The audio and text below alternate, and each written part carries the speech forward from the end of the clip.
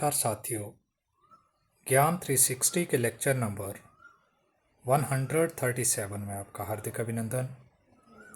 साथियों, मेरा आज का विषय है कि जो रॉकेट प्रक्षेपण होता है, जो रॉकेट लॉन्चिंग होती है, वो कैसे होती है और कैसे भौतिक विज्ञान उसमें काम करता है। ये थोड़ी सी सार्थक चर्चा आप सबके साथ। साथियों, हम सब देखते हैं कि जब भी कोई अंतरिक्ष यान जो है अंतरिक्ष में भेजा जाता है तो उसको हमारे इंडिया में जो है वो उसके अलग अलग लॉन्चिंग के स्टेशन है। जैसे आंध्रा में श्रीहरिकोटा है, इस तरह से वहाँ से उनको भेजा जाता है, स्पेस में भेजा जाता है।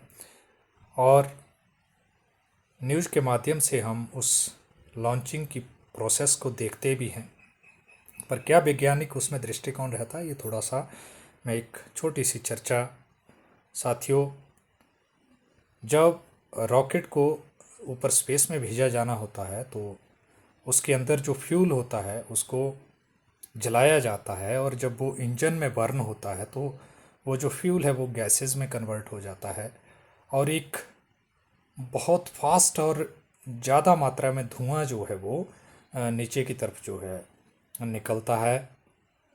और फिर वहाँ पे न्यूटन का जो तीसरा नियम है वो अस्तित्व में आता है, क्योंकि एक्शन के ऊपर जो है वो रिएक्शन, गति का तीसरा नियम बोलता है at every action there is an equal and opposite reaction.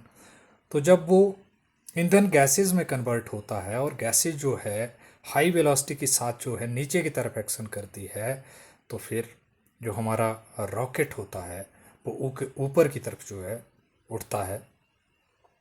और यही कारण भी रहता है कि गति का तृतीय नियम के कारण जो है वो जब धुआं नीचे उठा तो रॉकेट फिर ऊपर की तरफ उड़ता है और फिर वो स्पेस में जो है ऊपर की तरफ जो है उसी क्रिया और प्रतिक्रिया के ऊपर जो ऊपर उड़ता चला जाता है। तो ये रॉकेट का प्रक्षेपण की प्रक्रिया रहती है कि ईंधन के जलने पर ईंधन से जो धुआं निकलता है वो नीचे आता है और फिर रॉकेट जो है, जो पेलोड सिस्टम होता है, जो हमारा यान होगा जिसको हम स्पेस में भेज रहे हैं, वो ऊपर उठता है। तो एक छोटा सा विषय था, ज़रूर आपको समझ आया होगा कि ये जो रॉकेट लॉन्चिंग का कार्य है ये गति के तीसरे नियम पे काम करता है। तो कल फिर आपसे रूबरू होऊंगा एक नए विषय के साथ। तब तक के लिए आप सभी को राधे राधे, नमस्कार।